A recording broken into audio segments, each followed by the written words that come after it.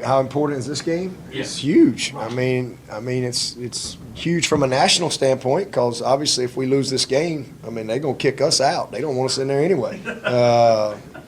It's the dadgummest thing. So it's big because they can't vote us out. We gotta go under. We gotta go 30-0. We ain't got no choice because we don't play nobody.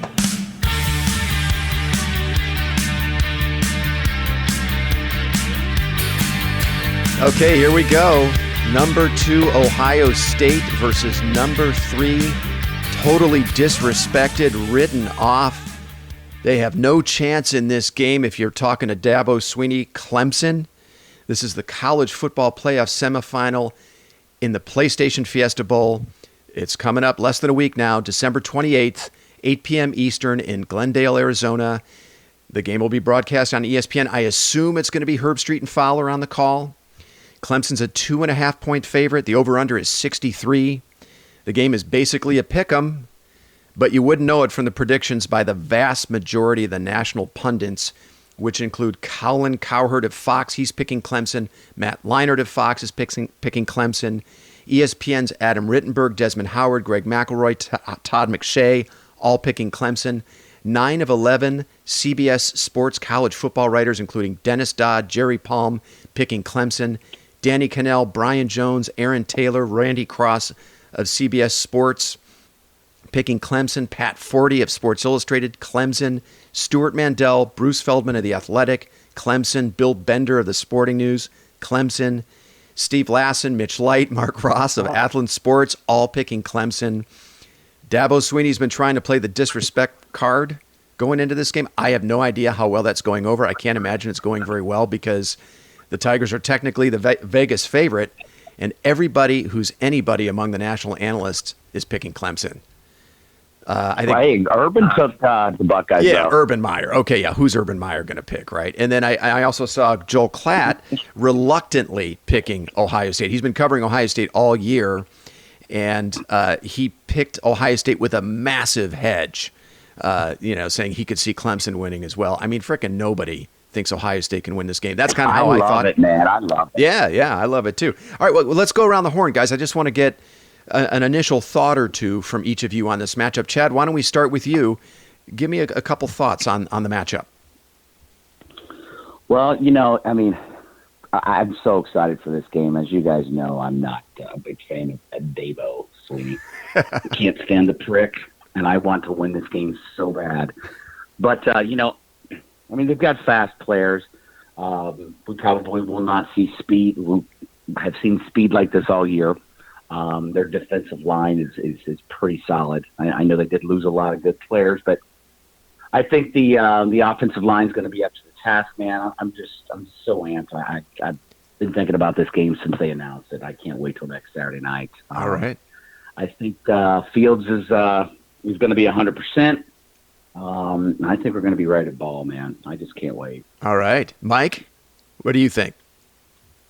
Yeah, I'm not surprised to hear all these pundits voting or going for Clemson. It doesn't surprise me in the least bit. I think that works completely in our favor. They don't. We're just another Midwest team, another slow Big Ten team. They're not going to have any problem with. They creamed us 3 years ago. They handled Notre Dame last year. It was just they're already thinking the LSU matchup. They're looking ahead to that. Alabama's out of the picture. They're ready to crown themselves the new kings, the new dynasty of college football, and they're overlooking this game. They never had a problem with us before, and we're just a mere little appetizer on the way to the LSU game. This completely favors us. All right, Paige, I'm going to kick it over to you. But before you go, I just want to point something out. And you can't really talk about Clemson without talking about their schedule. As much as Dabo Swinney's trying to deflect on that, I just had a look at the numbers earlier this week. Clemson comes into this game having played 3 top 40 opponents according to ESPN's Power Football Index. Texas A&M, they have it 17th, South Carolina at 37th, and North Carolina at 40. By comparison, Ohio State has played 7 top 40 opponents, according to ESPN's FPI. Wisconsin twice, Penn State, Michigan, Michigan State, Indiana, Cincy. They're all within the top 40, according to ESPN's FPI. Paige, go ahead.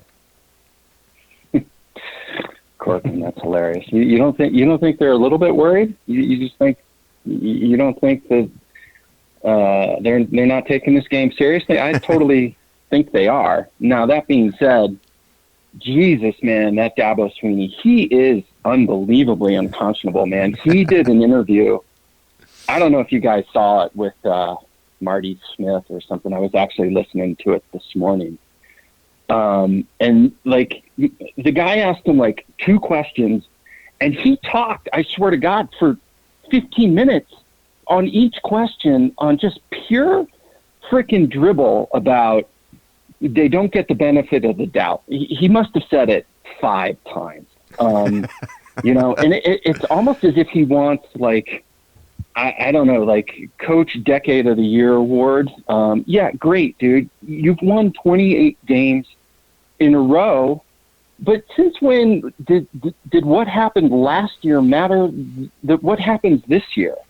And the fact of the matter is, had they even lost that game to North Carolina, they still would be in the playoffs. Just there's no way, the way the season shook out, that they're not making the playoffs. The whole thing is just a manufactured narrative that is just complete horseshit. And after listening to him for like 20 minutes, I literally couldn't take it anymore. I had to turn it off and just move on. So he is, God, you know, the walk-on kid from Alabama, and he's got this chip on my shoulder, and just on and on and on. It was just, if you guys haven't listened to it, you got to listen to it. It'll just get you fired up to go out and kick their ass, which I think they're going to do. So do you think there's a purpose behind this talk? I mean, is he speaking to his team? I mean, obviously he is, but is there a concern about overconfidence? Is there a concern about 100%? Yeah, 100%. Matt, what do you think? What else do they have to motivate? They didn't play anyone all year, so this is where he's got to actually have to do some coaching, because they haven't played. Their straight through their schedule is just. I mean, calling it anemic would be kind of a compliment. It's so for him to, when he does these things, like, and it's not a bad move. He's getting people who are highly talented, who have essentially had cakewalks the whole year, and getting them fired up to say, like, look, you're the best team, and they're disrespecting you. Not you're the best team, and you haven't been challenged all year, because you can't really say that. So he, you know, the thing that works in our advantage, quite frankly, is that we had a hellacious last half of the season. Like, we played a really tough schedule, so we are tried and trusted. This group of, and I mean that North Carolina game, they played horrible. Yeah, they still won the game, but you know, to Paige's point, they would have been in the playoffs anyhow. They have just too much talent on both sides of the ball, and when you look at it on paper, it is a pick 'em fight, and it's great for us because we've been in fights. They have not been in fights. So I think that that's one thing that's going to work against us. He's making these manufactured things because, quite frankly, he's like, you know, like we played against, North Carolina State. You know, you can't say anything about, you know, it's not, they don't have any strong, they didn't really have a gauntlet of games to run through. So this team, they're ripe for the picking in terms of, you know, I wouldn't be surprised if we get up fairly quickly on them, because they may not be ready for a defense like ours or the offense like ours. So that's what I'm looking forward to the most. All right. Okay. Well, you guys have pretty much covered everything that I might have said just about, you know, just kind of macro level going in, looking at this matchup. What I'd like to do is go around the horn and from each of you just get a matchup in this game that you're looking forward to seeing. I'm actually going to start it, and then Chad, I'll kick it to you. For me, I've got questions about the Clemson defense. And I'm looking forward to how the Ohio State offensive line matches up with the Clemson front seven. Chad, you had mentioned the Clemson defensive line earlier in your earlier take. I think it's interesting because the Clemson defense has actually improved statistically in some areas from their national championship season a year ago. Their national rankings in scoring defense, pass defense, total defense, defensive yards per play are all up from 2018. But that's despite a massive drop in production from their defensive line. I think, as you guys know, Clemson turned over its entire starting defensive line from 2018. That included 3 first-round draft picks, Cleveland Farrell, Christian Wilkins, Dexter Lawrence. We remember in the 2016 matchup, those guys were a nightmare. Cleveland Farrell especially, we could not deal with them. The production from the Clemson defensive line as a result of those losses, though, this year has plummeted. Only 9.5 sacks and 22.5 tackles for loss from their starting defensive line this year. That's down from 27 sacks and 56.5 tackles for loss in 2018. I mean, that is a dramatic drop-off in production. So the way Clemson, they've kind of changed their approach this year. The centerpiece of their defense is the Swiss Army knife kind of do-it-all linebacker, Isaiah Simmons. He won the Butkus Award this year. Simmons is an interesting player. He's a 3-star prospect out of Kansas. He actually played safety in high school, and he's an athletic freak. He's 6'4", 230. He runs a 4.3 40. He leads Clemson in tackles for loss, sacks, QB pressures, and he's also third on the team in pass breakups. Brent Venables uses the guy, Simmons, all over the field. Of Simmons' 643 snaps, he's played 104 on the defensive line, only 203 as a box linebacker, 230 at slot corner, and 106 at free safety. He's played more snaps as a defensive back than he has a linebacker. I mean, far almost twice as many. I mean, that's impressive individual greatness from Simmons. But my question is, what does it say about the rest of your defense when you have to use one guy all over the field like Venables uses Simmons? I mean, if it were me, if I were a Clemson fan, I'd be a little worried that, my defensive coordinator has to use one player all over the field like that. To me, that might suggest that they don't have enough impact players on that side of the ball. So what I'm interested in seeing is how the Ohio State offensive line manages that defensive front. I think there's some talent on that Clemson defensive line. Xavier Thomas, their defensive end, he only has 2 sacks this year. He was a 5-star prospect in the 2018 class. The kid can play. They've got a pretty solid nose tackle in Tyler Davis. He can play. But I think there's an advantage there for Ohio State along the offensive line. I think it could be a big day for J.K. Dobbins there. So that's what I'm looking forward to see. Chad, how about you? What matchup are you looking forward to? Well, the offensive line is, like you were just mentioning there, is a big, big factor for us because, we won none of these games, but we surrendered 31 sacks in 13 games. That's 95th in the country. Yeah, which is basically 2.3, 8 per game. You can figure why Fields is a little bit banged up, but I think that's going to be huge. Now, what I'm curious about is their defensive backs with our wide receivers. Mm-hmm. So, we've got so much talent at the wide receiver position, so I'm really looking forward to that. And I'm looking to get our defensive line against their offensive line. I know kind of like hit 4 different segments there, but I think there's got to be other guys that's going to have to step up because they're going to be triple blocking Chase. So I think Trevor Lawrence is going to be on his ass more than in this game more than he's been the last 2 years. I hope so. So yeah. All right, Mike, how about you? What matchup are you looking forward to the most? Yeah, I heard all about Simmons and how he's all world, all over the field. He's my first instinct when I heard about him was, if you're so great, what are you still doing playing college football as a senior? But I don't want to take too much away from him. He's good, but he does seem to be the only guy out there. And I think we've got too many weapons. They could spot him on Fields, on Dobb. What are they going to do? He can't be everywhere. We've got a lot of weapons, and I think Day is going to exploit that. But the matchups I'm looking forward to are their 2 receivers, Ross and the other guy, Higgins, against Okudah and Arnett. Higgins, yeah, those guys are good. Those guys are, they either one of them can come down with the ball. And I don't know that Okudah or Arnett's going to be able to shut down his guy. Okudah might have a little bit more success. they're going to get yards, but I hope, I'm looking forward to seeing that, because everyone's got Okudah in the first round of the NFL draft too. Yeah. And this is a big game for him. Yeah. He hasn't faced anybody like this. We saw what he did in the second half when he came back in Wisconsin. Everybody in the second half on our defense has been shutting down quarterbacks. But like you said before, we haven't seen a quarterback like Lawrence. We've had Patterson and Cohen, but come on, they're not really what we're talking about here. So they're going to be challenged, and I think we're going to give up some yards. We're going to give up some points, but I think our offense is going to be there too. So it'll be. I'm thinking it's going to be a shootout. All right, Matt. How about you? What matchup are you looking forward to seeing?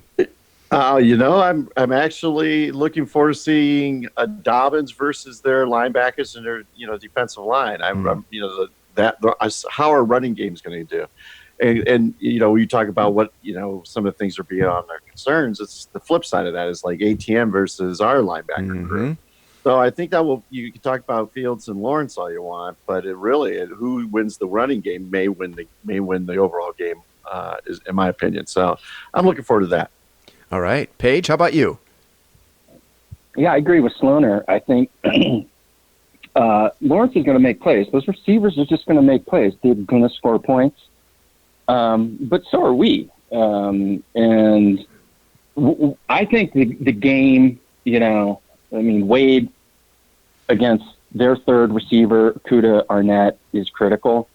But again, they're going to make some plays. We're going to make some plays. If our linebackers play well, I think we win this game. And I wouldn't be surprised. I'm kind of hoping for a breakout performance from somebody like a Josh Proctor that we haven't, we've seen glimpses of.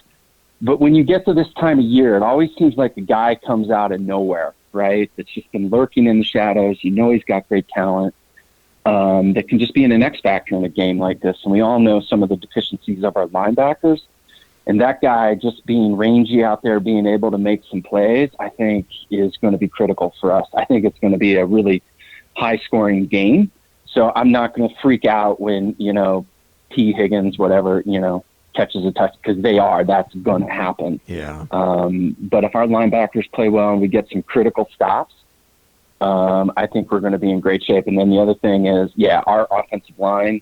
And I'm kind of curious to see what kind of, game plan Day comes into this game with, right? Is he really, hammer them on the, running JK, or just open it up, or, I obviously want balance, 250, but I really think, does he come in with the plan with JK and just wear them down with our offensive line and try and take control of that game in the third quarter? So that'll be interesting to me as well. Well, Ohio State's a running team. I don't remember the exact percentages, but they run more than they pass. They're like, 65, 67% run, or maybe it's the low 60s. So they tend to be run heavy. That's their identity. And I think in this matchup, if you look at as we've already talked about, if you look at the Clemson front four, there's reason to suspect that maybe there's a matchup advantage there. Matt, I wanted to go back to something you had mentioned. That was Travis Etienne. He's the ACC Offensive Player of the Year. He leads the country in yards per carry, 8.24 yards per carry. I mean, that is a good yard and a half over some of the other top backs in the country. Clyde Edwards-Helaire of LSU is only averaging 6.5 a carry. So is J.K. Dobbins, basically. Jonathan Taylor, 6.38. Chuba Hubbard from Oklahoma State, 6.27, almost 2 yards per carry more than Chuba Hubbard. Etienne, I don't know. That statistic stands out to me as maybe a suggestion or a clue that Clemson has not faced many good defenses this year when you get a gaudy yards per carry stat. But if you look at the best defenses Clemson played this year, and they only played 2 that rank in the top 60 against both the run and the pass, that was Texas A&M and North Carolina. In those games, Travis Etienne against Texas A&M, 16 carries for 53 yards. Against UNC, 14 carries for 67 yards. He also had kind of a paltry game against South Carolina, who's not that good, but they have SEC athletes, 15 carries, 51 yards. What I like to do is look at an opponent's schedule and find like matchups or like talent compared to what Ohio State's going to bring to the table. I don't know. You look at those matchups, Etienne against A&M, UNC, and South Carolina, he was only just okay, which makes me wonder, can the Ohio State front seven contain Etienne without having to sell out, without having to cheat Fuller up in the box to stop him? I think they might be able to do that. That's just a hunch. We'll find out. Guys, any other matchups you wanted to mention before we move on? I got, Gallagher text the line, our thread. He said he's really hot to see the punting game against Spears versus Chrisman. He says that Gallagher says it's going to be a placement lovers game. A lot of hang time fireworks. Is what unquote hang time fireworks. A tip of the cap to our comrade in absentia, Tim Gallagher, who couldn't join us today. His best take of the year. That was great. Yeah, he's really hot on this one, guys. Hey, it could come down to special teams. This game's going to be tight. Yeah. Match Indeed, yeah. Even all around. It could come down to special teams. Something like that. Turnovers. I wouldn't say punters. But anyway. I wanted to mention one other thing, and I probably spent more time than I should have digging into the stats here. But, the Clemson offense, right? They're basically returning the entire offense from last year, save, I think, for their starting left tackle. So they returned 4 or 5 starters on the defensive line. Obviously, Lawrence, Etienne, and the 2 studs, Ross and Higgins on the outside. That was the offense that lit up Alabama last year in the national championship game. And the numbers bear this out, right? They're a great offense. Number 4 in offensive yards per play, number 3 in total offense, number 4 in scoring offense. They can obviously run the ball. They're 10th nationally in rushing offense.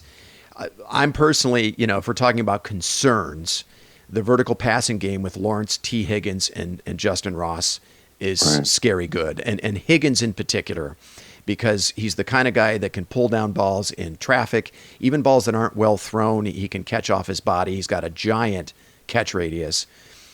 Lawrence is going to be the best quarterback Ohio State has faced since Baker Mayfield and Sam Darnold in 2017. Since Clemson's close call against North Carolina, that was a 1-point game, if you guys remember. North Carolina was lining up for a 2-point conversion try that would have won the game, and they didn't convert.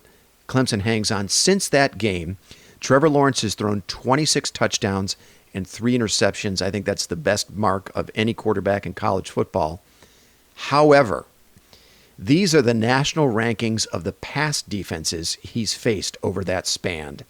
120th, 84th, 126th, Wofford, 101st, 97th, 84th, and 70th. To me, I don't know. Murderer's row. Murderer's row of pass defenses. Now, I think that vertical passing game is legitimately good, and I have massive respect for that. But I mean, guys, again, we come back to schedule. We come back to what the ACC has presented to Clemson.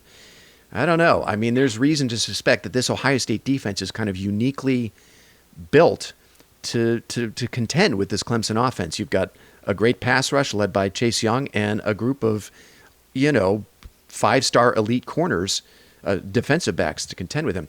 Let's go around the horn and get some other concerns from the rest of you guys. Chad, what's your biggest concern going into this game? Offensive line. I'm a little bit nervous, man. I don't know why, but I think it's our offensive line. Just the way they came back and posted in the second half in a couple games, but there's been a couple of these games where they started out early, just letting them, get the field, and that makes me nervous. So, that's the only really concern that I have. Okay. As far as the game goes. I mean, they come out of the gate and start blocking early, get JK some holes, give Fields time to throw.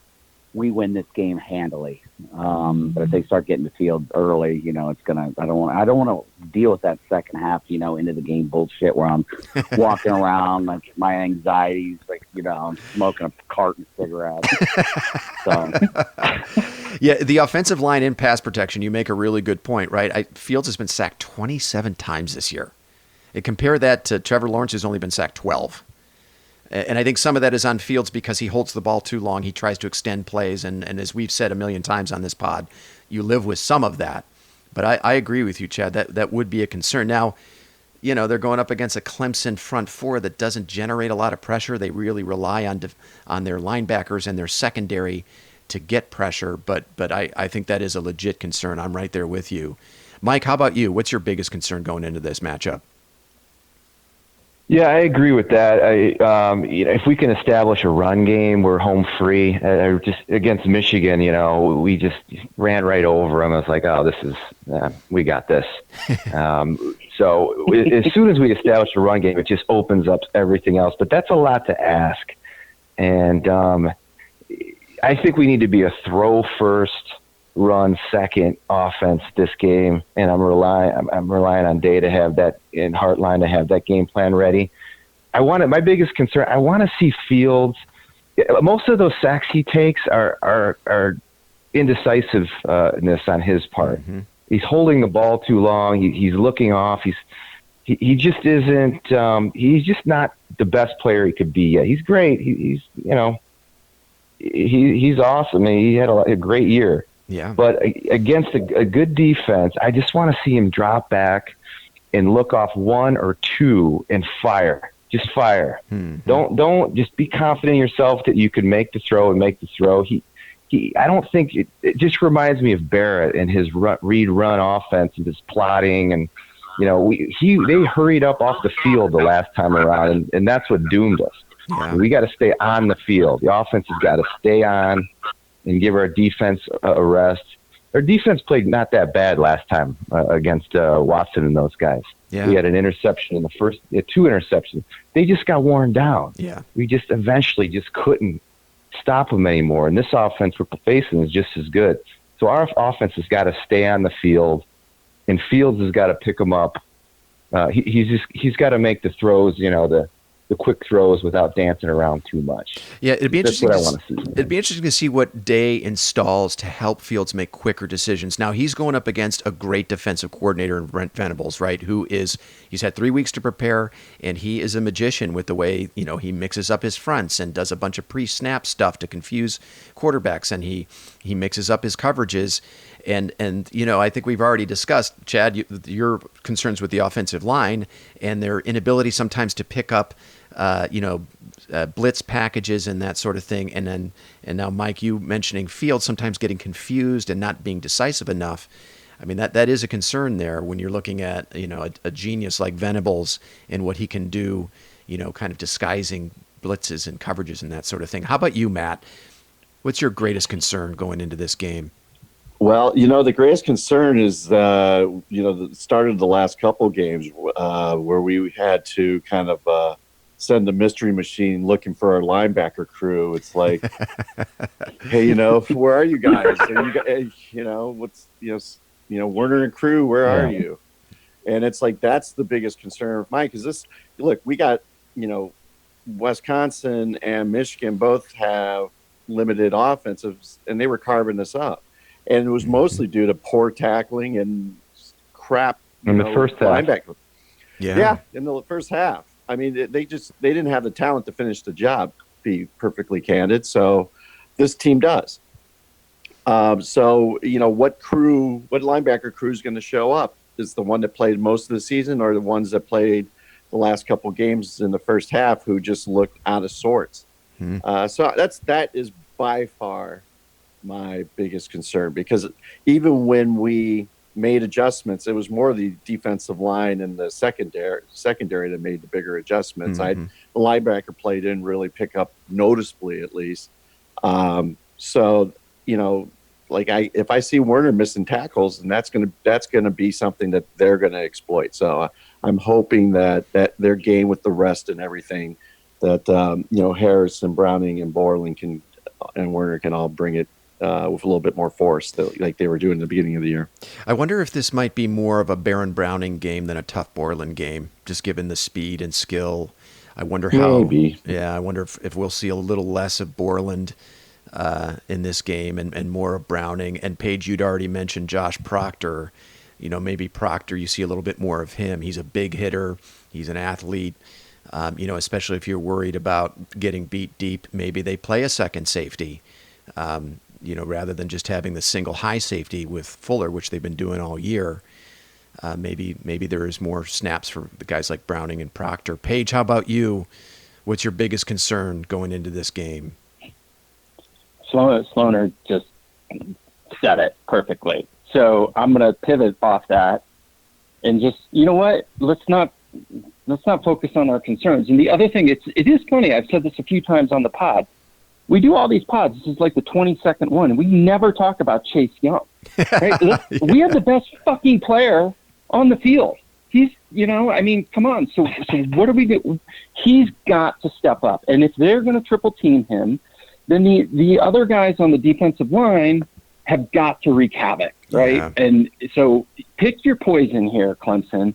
And, it kind of goes back to that narrative that nobody's giving us a chance. And it's like, did anybody just not watch these last 13 games by Ohio State? Like, these guys are freaking good. They're, yeah. I mean, Chase Young's going to be the number 2 pick in the draft, if not the number 1 pick in the draft. Yeah. So if I'm sitting there and if you take off the jerseys, right, you say, I want that team from Columbus. That's the better team, yeah. Right? Yeah. Talent-wise, player for player, we match up with them, except maybe our linebackers. So as long as, they don't even have to play out of their head. They just have to play decently. Everybody else on that team for Ohio State, they're all NFL players. So why are we so freaking worried about this game, and why is nobody giving us a chance? Not worried. Paige, just to back you up on your point about talent, this was interesting. I had a look at the 2019 24/7 team talent composite. And if you look at that, that's basically the roster makeup of each team nationally. Number one, not surprisingly, is Alabama. But I had a look at where the playoff field ranks in that team talent composite. Ohio State is the highest ranked at number 2. 13 5-stars, 47 4-stars. Behind them is LSU at number 5. 7 5-stars, 44 4-stars. Behind LSU is Oklahoma. 5 5-stars, 45 4-stars. And then at the very bottom is Clemson at number 9. So they have 7 5-stars, half as many as Ohio State, 33 4-stars. Now, of course, that doesn't account for a 3-star player like Simmons, who developed into a star player. And it doesn't tell the whole story. But if we're talking about pure talent, Ohio State has a significant talent edge in this matchup with Clemson, which I thought was interesting. I would not have guessed that. I can't remember who pointed that out. I think it might have been the guys on the Athletic podcast for Ohio State, Ari Wasserman and Bill Landis pointed that out. I wanted to go back to one other thing you were talking about, the matchup with the Clemson offense page. Clemson has faced, as I mentioned earlier, only 2 defenses this year that rank in the top 60 nationally against both the run and the pass. Texas A&M and North Carolina, and not coincidentally, those are Clemson's closest games. In the matchup against A&M, Clemson, they won 24-10. The game was never really in doubt. They were kind of in control throughout. They had one big quarter. The second quarter, they outscored A&M 17-zip. But they only had 389 yards of total offense in that game. Trevor Lawrence was okay. He was 24-35 for 268 yards. As I mentioned earlier, Travis Etienne was held in check. 16 carries, 53 yards. The North Carolina matchup, that's a team in North Carolina that's 58th nationally against the run, 50th against the pass. They held Clemson to 21 points, 331 yards of total offense. Trevor Lawrence was only 18 of 30 in that game for 206 yards. Travis Etienne, 14 rushes for 67 yards. His longest run from scrimmage in that game was 13 yards. So, I mean, I look at numbers like that, and there's just isn't enough in their schedule to really tell us, to give us a true indication of how good they are. But, man, the step up in competition for Clemson is going to be enormous in this matchup. So, I thought it was very interesting. This is all because of what they did to Alabama last year in the championship game. And granted, a lot of that team's back, but they did lose a lot of other players. you cannot have an objective point of view on this team because they haven't played anybody. And so it is kind of funny that people are just penciling them in by a game that happened last year. And we're also just being, again, I forget who said it, might have been Mikey, slow white guys from Midwest, what happened, in 2016. But that's not this team either. So it's just hilarious, this narrative that, that we're just going to be overmatched, because I firmly believe we have as much or not more talent than these guys, and we should win this game. I want to go back to that national championship matchup against Alabama. That Alabama defense actually was not a very good Alabama defense by Alabama standards.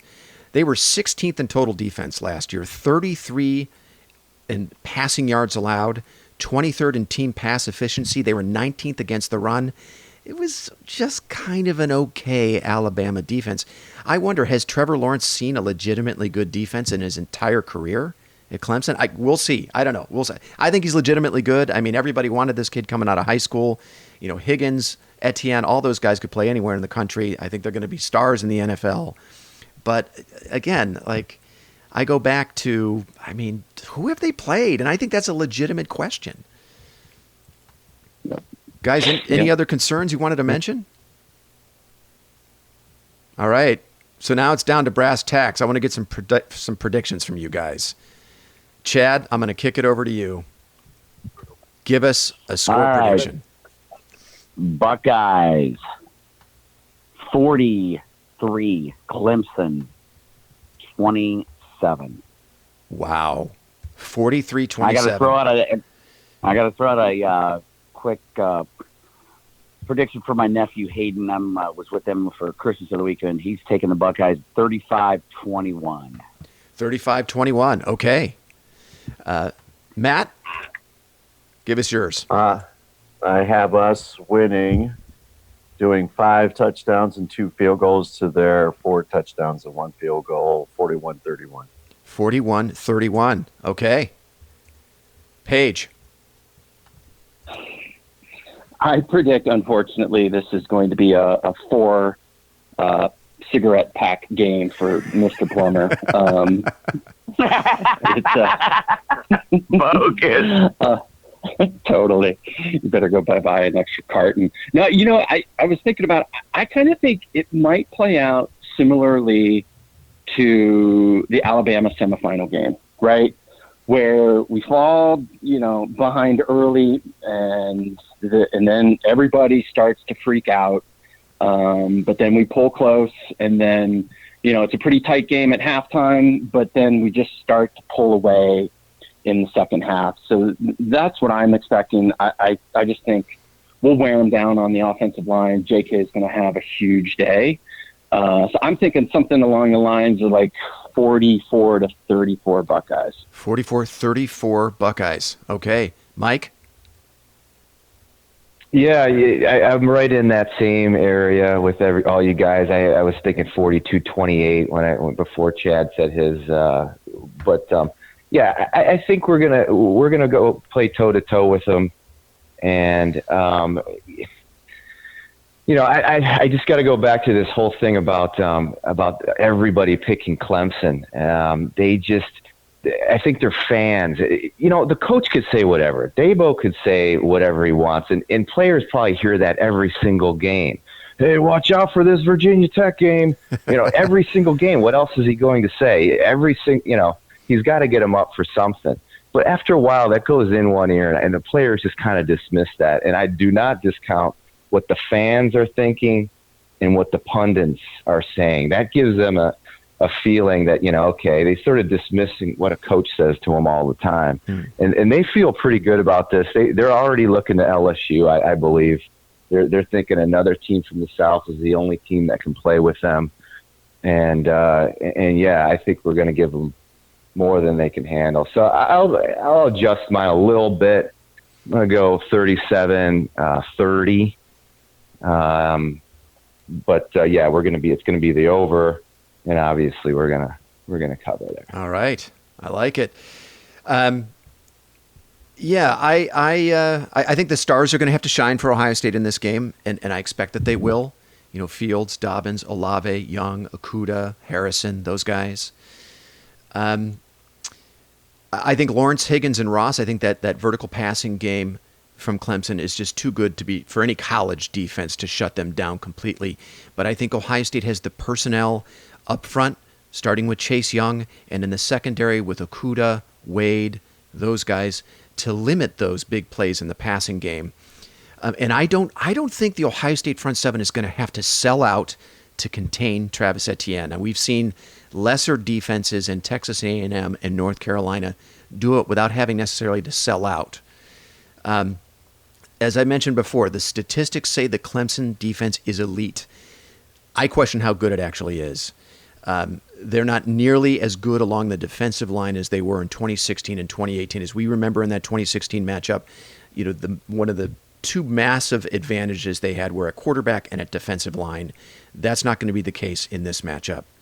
I think there also might be some good reason to question the Clemson secondary if Isaiah Simmons, their Butkus Award-winning linebacker, is playing more at slot corner than he is in the box at linebacker.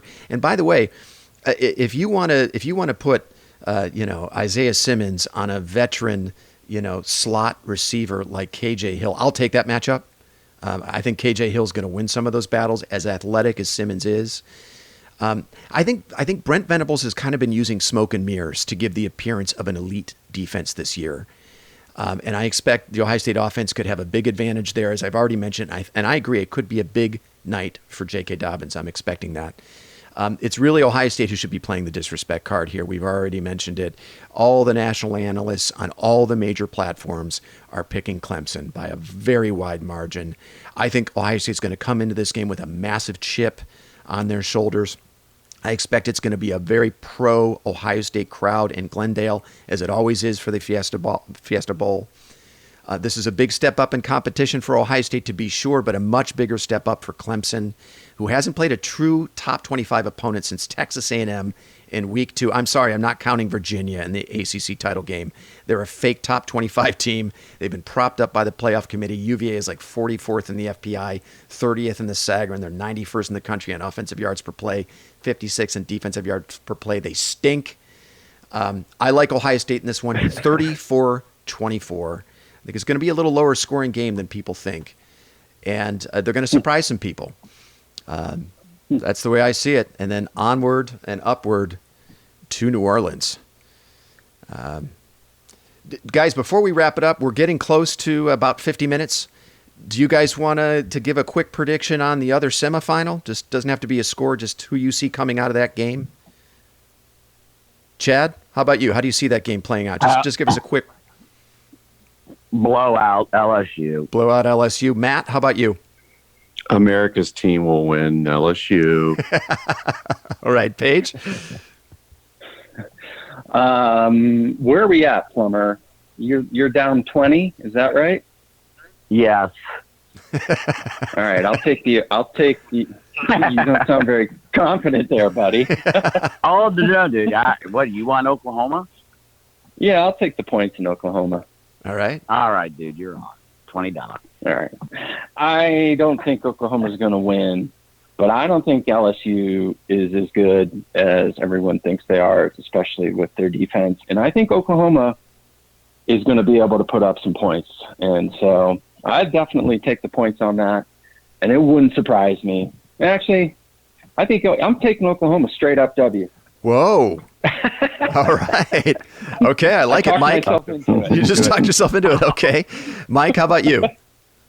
Yeah, I think if Oklahoma, Lincoln Riley, or if he had the ability to fix the problems they've had all year, which is their pretty putrid defense, they would have done it by now. And now they're going up against LSU, and even if LSU has an off game, they're still gonna pull this out.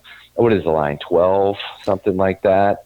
Oklahoma, they'd have to have to play the best game of their lives, and I just don't see it. I mean, it's not a surprise, but I'm trying to get. If any team's getting overlooked, it's Oklahoma. But they seem to get blown out in didn't quite get blown out last year against Alabama. Although it was 28-0 in the first quarter, they came back a little bit. Right. But they've lost some pretty embarrassing ones, including to Clemson a couple years ago. They lost, 37-something, 10, that was Stoops. maybe. Yeah. So, yeah, well, they were good 2 years. They have a tendency. Yeah, they were good 2 years ago against Georgia in that Rose Bowl semifinal. That was an awesome game. With Baker. Yeah. That was a good game. Yeah, but anyway, I'd like to see Oklahoma make a game, but then again, since we're going to beat Clemson, I definitely want to face LSU in the championship game. Okay, so you like LSU? Yeah, a home field advantage for LSU, right? It's played in the South. It's they're going back to the Georgia Dome, right, where they won the SEC title game.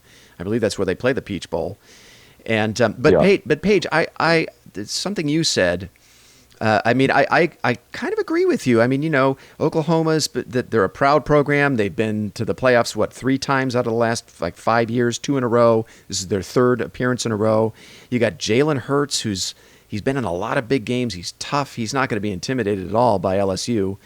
The other thing that gives me a little bit of pause, because otherwise I'd be saying LSU in a blowout, but what gives me a little bit of pause is what Ole Miss did running the football, especially from the quarterback position against that LSU defense a few weeks back. And they're going to see an even better runner from the quarterback position in Hurts. I think Lincoln Riley's a hell of a coach. They've been sitting around for 3 weeks being told they have no chance in this game. I'm picking LSU, but Paige, I'm with you. I think this could be a much more competitive game than people think. I'm certainly hoping for it because it'd be fun to watch a good game. Yeah, and throw on top, like Mikey said, the team getting just completely disrespected, disregarded, and maybe we got the old Heisman getting a little chubby around the waist, all the hoopla and the parties for Mr. Burrow could be we've seen that movie before. We know how that movie ends. So there's a chance Oklahoma's got a shot. Yeah, I think you do play with a bit of a burden when you have the Heisman Trophy winner. And we've often seen, not always, but we've often seen face plants by Heisman Trophy winning quarterbacks in national championship games. And we certainly saw one. Of course, when Troy Smith Ohio State got killed by Florida in that 2006 title game, that was weird. Do you remember they waited almost 7 weeks to play that game? There was no Big Ten title game. The Michigan game was actually played the week before Thanksgiving, and there was like a 7-week layoff. And Troy Smith looked like he'd done the banquet circuit. He looked like 25 pounds heavier in that game than he did in the Michigan game. So we'll see. Anyway, I'm really excited. I think, as I told you guys, I'm actually going to Glendale. I'm going to be there. Aaron got me a ticket for my as a Christmas gift, so I fly out Friday night. I'll be there at the game. Who are you going with? I'm going by myself. You guys both going? No. Oh, really? Aaron's got to work. I got, I couldn't. That's solid, Z. That's very solid. I'm going to be out there representing the South Stands, boys. So. Wait, who are you going with? I'm going by myself. Yeah, just by myself. Holy we shit, should do a really pregame. solid, We should do a pregame for the game on Saturday. Yeah, sure. No. In the lobby for or something. Yeah. No. No. Yeah, this is the pregame. Before we go, I want to wish all of you happy holidays, Merry Christmas, Happy New Year, all that stuff. All right, guys. Have a great Sunday. Take care. Bye-bye. All right.